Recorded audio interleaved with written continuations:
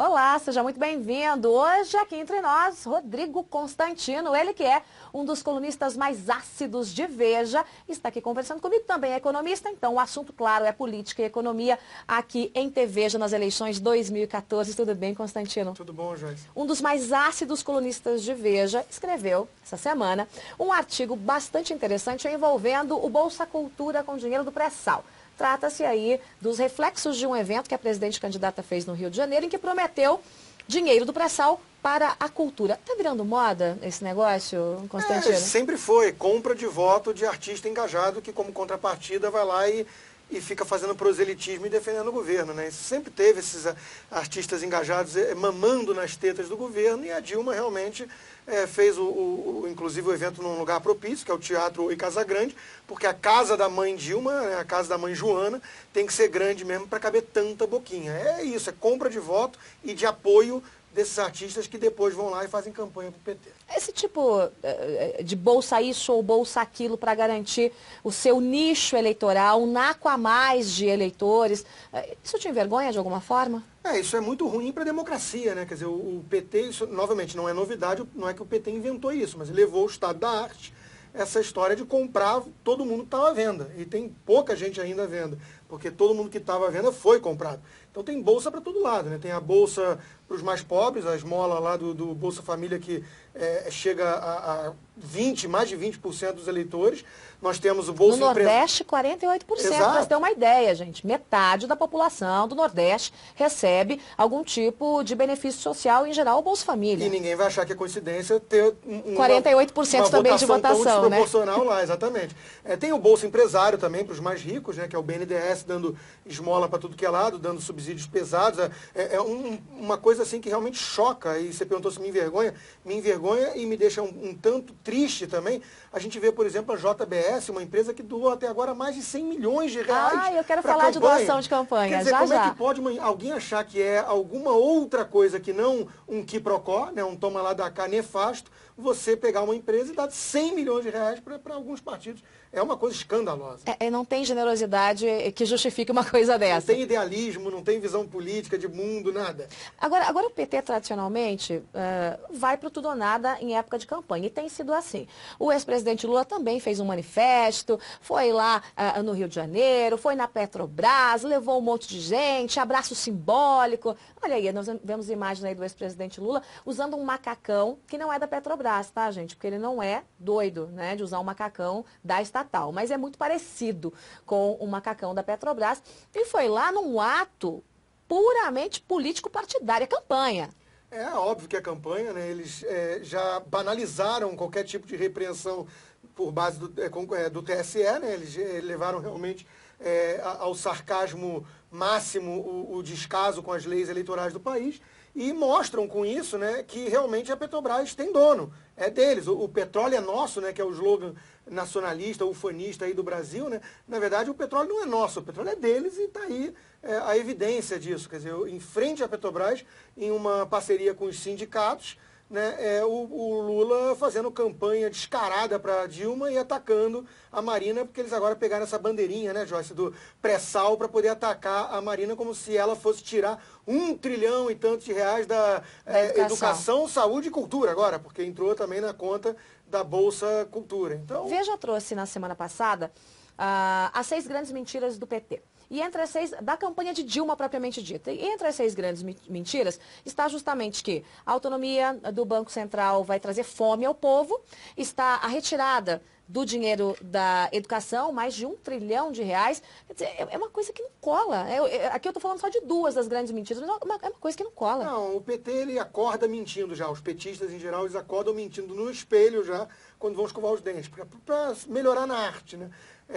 Mitomania o tempo todo. Esse negócio do Banco Central, por exemplo, que você cita... Você é economista. Exatamente. Sabe? Olha só, se a gente achar que Banco Central independente leva a miséria e tira a comida das pessoas, vamos falar então do que acontece no Chile, na Nova Zelândia, no próprio Estados Unidos, maioria dos países desenvolvidos que tem Banco Central com independência, não só autonomia operacional, independência legal, quer dizer, é protegido por lei da interferência política. Agora, podemos ver, por outro lado, quem é que tem o Banco Central subserviente, como que é o PT, aos interesses do governo. Venezuela, a Argentina, o Zimbábue. Pois é, eu acho que está meio evidente quem é que gera mais miséria, né? É o Banco Central que nós temos no Brasil aí obedecendo as ordens que vêm diretamente do Planalto, porque não leva em consideração justamente a sua missão, a sua razão de ser, que é perseguir uma meta de inflação definida pelo Congresso. Marina tem sido massacrada demais, na sua visão? Sim, tem de uma forma pérfida, de uma forma que realmente mostra que o PT leva a sério aquilo que a própria presidente tinha dito que faria o diabo para vencer, né? Então eles jogam muito baixo. Isso é um ato falho, hein, a ex-presidente. A ex-presidente já é uma vontade, né? Já é um sonho. Mas a verdade, e não escondo isso de ninguém, mas a verdade é que a Marina tem várias incoerências e fraquezas que poderiam ser atacadas e deveriam ser atacadas em prol de um debate construtivo, de ideias, de propostas, né? Eu sou crítico de muitas posturas da Marina Silva. Quais? Que inconsistências são essas de Marina Silva que o PT pulou para realmente metralhar esses factoides todos criados? Por quê? Porque o que eu vou atacar na Marina, o PT não poderia atacar, porque o PT faz pior, né? Quer dizer, a Marina tem uma conversão meio recente em relação a certo pragmatismo na área econômica, que é a minha, justamente da independência do Banco Central, de respeitar o tripé macroeconômico. Eu não pensei que fosse viver para ver a Marina Silva falando de tripé macroeconômico e lei de responsabilidade fiscal. Quer dizer, o que o próprio Aécio tem pontuado é que a Marina, há pouco tempo atrás, era contra tudo isso. Uhum. Ela votou contra o Plano Real, ela foi contra a lei de responsabilidade fiscal, porque o seu DNA é do PT, é de esquerda. Mas ela vem mostrando um certo amadurecimento, um certo despertar, e que o PT não poderia atacá-la, então, por essa linha, né? Porque o PT é pior ainda que ela nisso que eu critico. Agora, debater ideias, debater propostas, é tudo aquilo que o PT, infelizmente, não quer e não deixa acontecer. O programa da presidente candidata Dilma Rousseff, o programa eleitoral, acabou virando uma saraivada de críticas e, como o próprio Veja, a própria Veja trouxe no fim de semana, mentiras envolvendo a campanha de Marina Silva, né? Dizer que o povo vai passar fome porque o Banco Central vai ser autônomo é uma grande bobagem. Dizer que ela não vai respeitar o pré-sal e vai tirar mais de 1 trilhão da educação, também é uma inverdade. Nunca se falou nada a respeito, mas a própria Justiça, o Procurador-Geral da República, o Janot, acabou determinando que o PT tira o pé do freio em relação às críticas. Quer dizer, a própria Justiça veio dizer, peraí, não pode ser assim.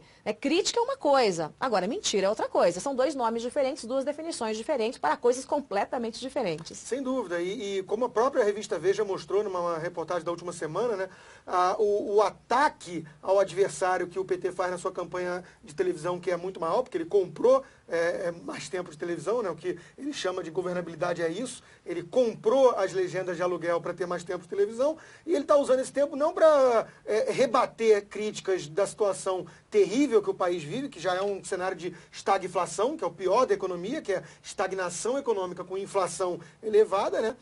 Em vez dele rebater isso ou apresentar soluções para os problemas atuais que ele mesmo criou, ele usa o grosso do tempo dele para difamar a adversária. Quer dizer, ele está usando 5 vezes mais o tempo historicamente usado nas campanhas para falar dos adversários. É alguém que não tem mais o que dizer e não tem mais o que prometer, não tem mais o que falar em relação ao futuro, né? Então vive o quê? Vive de inventar, fazer terrorismo eleitoral e inventar bandeiras que não estão nos programas dos adversários para poder tentar tirar mais alguns votos deles. Está desesperado, está em pânico, com medo de perder tanta boquinha que alimenta tanta gente aí. As tetas, como você disse.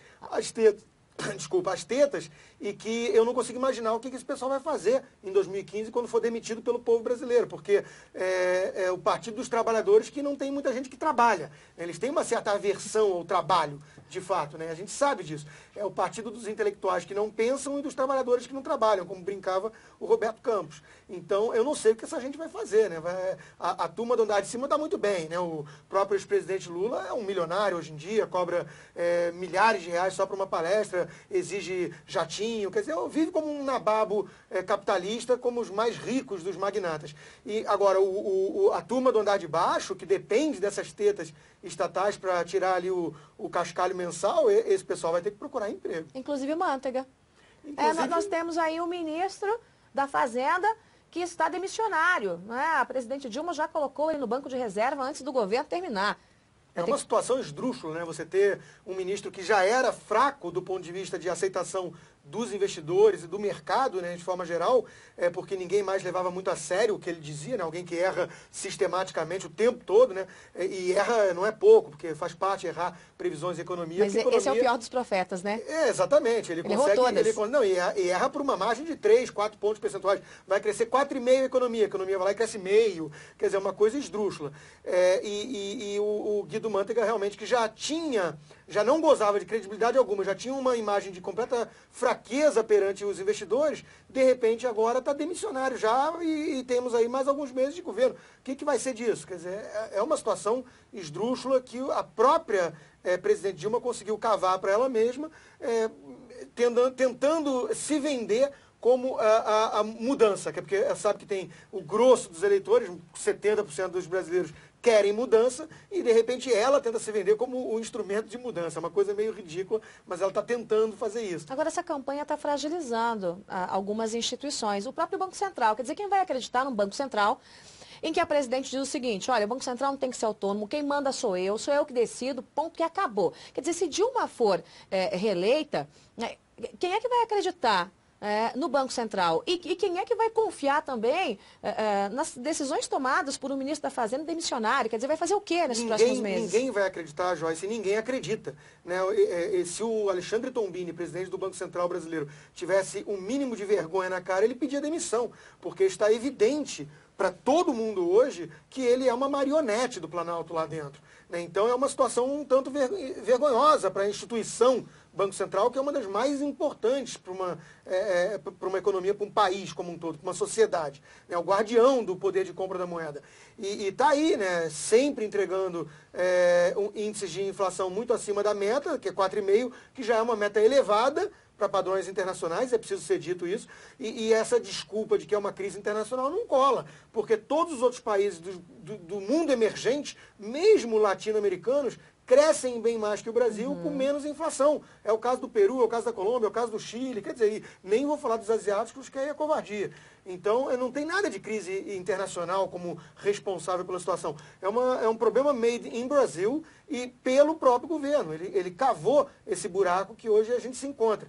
E isso tem tudo a ver com a postura negligente, leniente, subserviente do Banco Central.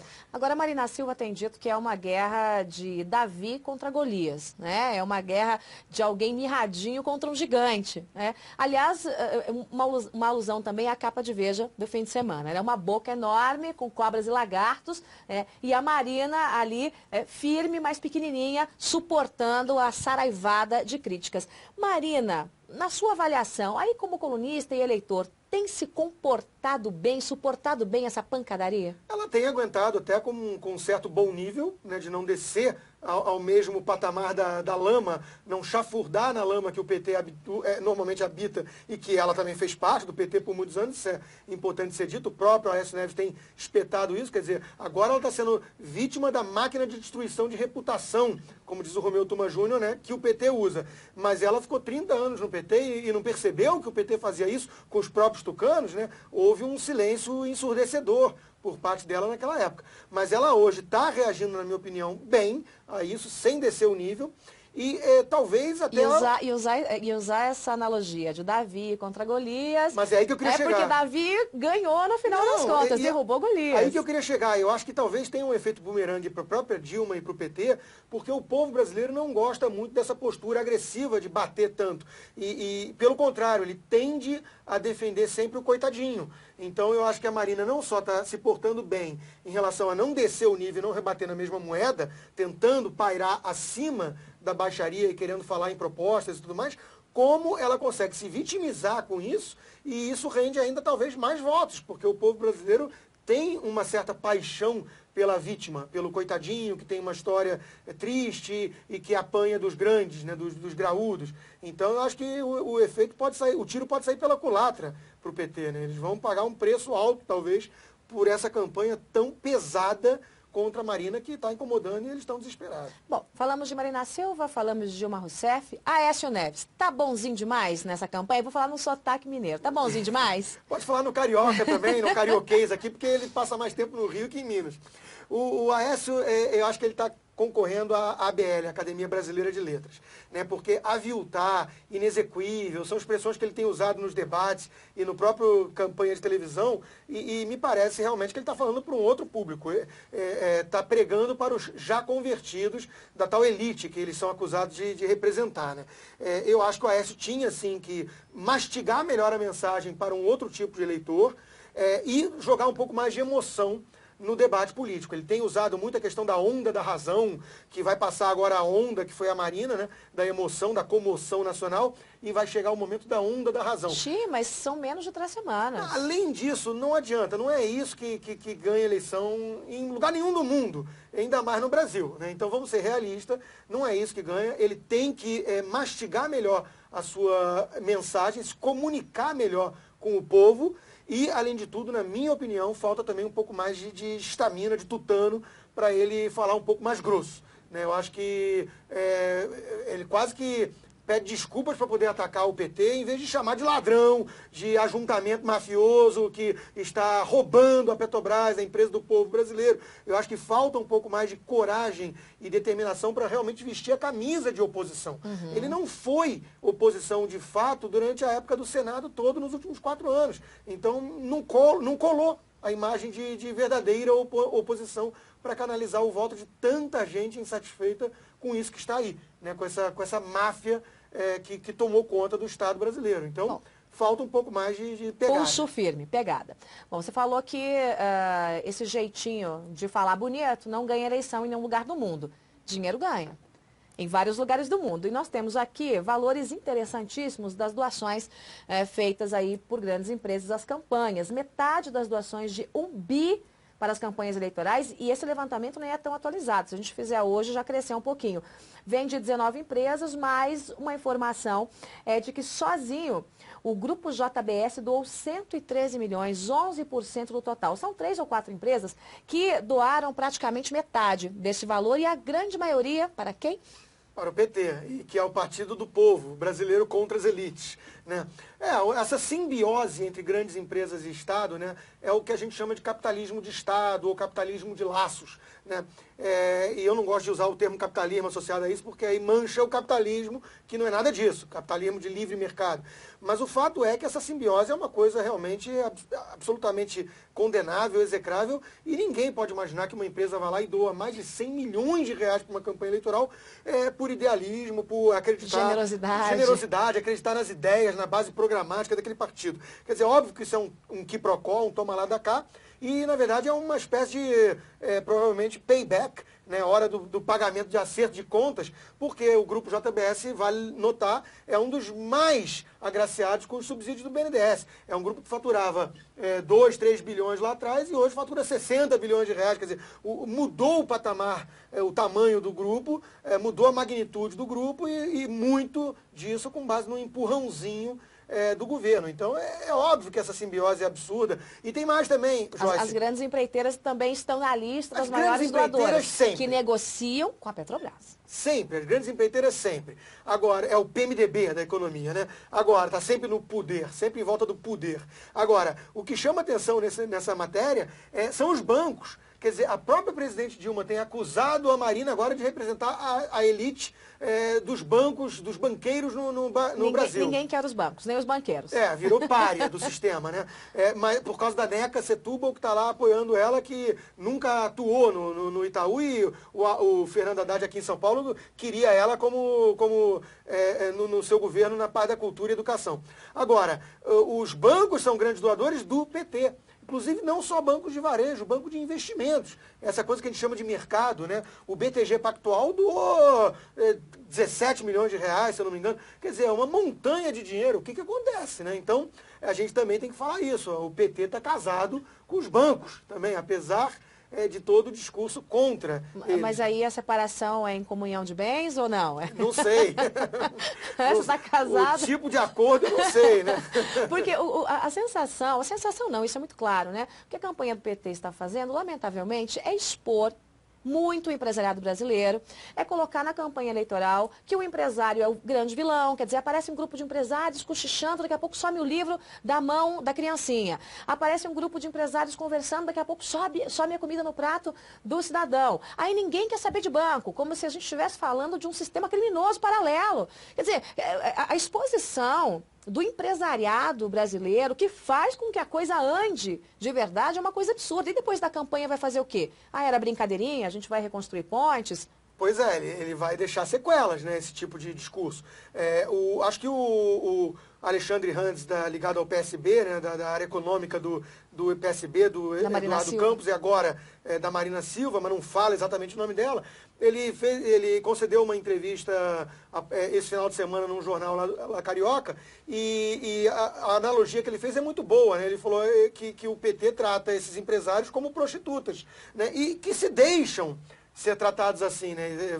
Vale também citar isso. É uma mão dupla, né? Eu acho que esses empresários vão lá e aceitam fazer esse papelão de apanhar o tempo todo, de ser cuspido o tempo todo para efeitos eleitorais e de um populismo demagógico absolutamente ridículo. Quer dizer, parece que a gente está na Venezuela, né? Uma coisa de que ainda vende-se a ideia de que o empresário explora, que o lucro é pecaminoso e tudo mais. É uma coisa ridícula, né? E que a gente precisa combater no Brasil, que é essa mentalidade de economia como jogo de soma zero. Se João é rico e Pedro é pobre, é porque João tirou de Pedro. Essa coisa, né, ridícula que o PT, como todo partido sensacionalista e populista, sempre explorou na ignorância das massas.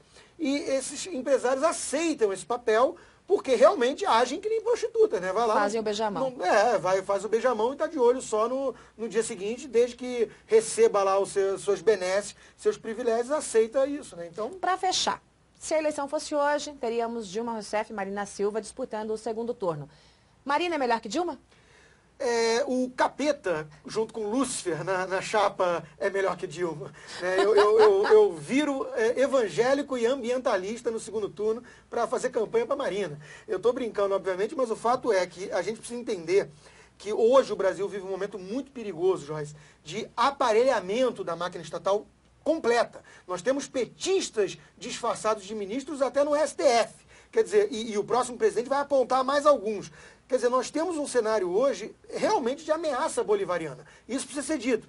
Então, essa ideia de que ambas são ruins, a Marina tem um histórico do PT, tudo isso é verdade, mas é a metáfora que foi tão bem capturada por um sujeito do mercado financeiro, até que deu na coluna do Lauro Jardim aqui na Veja, que é o seguinte: a Dilma é um tiro certeiro na nuca, enquanto que a Marina é uma roleta russa. E aí um amigo meu até qualificou um pouco melhor. Sim, uma roleta russa com 5 balas no tambor, mas que seja, tem a chance de sair justamente o vazio. Então é óbvio para mim que tem que ir de Marina, se for a Marina e a Dilma no segundo turno, pela chance de renovar o quadro. Até a turma nova aprender os meandros do esquema podre lá de Brasília. A gente tem o fôlego. A gente ganha um pouco de tempo, né? E o bolso também um pouco de alívio. Então tem que desaparelhar, desintoxicar a máquina, tirar um pouco dos ratos que estão lá, dos cupins que estão lá roendo, comendo todas as estruturas da nossa república. Então eu não tenho muita dúvida. A prioridade é tirar o PT do poder. Rodrigo Constantino, colunista de Veja, hoje no Aqui Entre Nós, soltando o verbo. Obrigada, Constantino. Eu espero que a gente se fale muito em breve, antes da eleição. Marcado? Marcado. Até a próxima.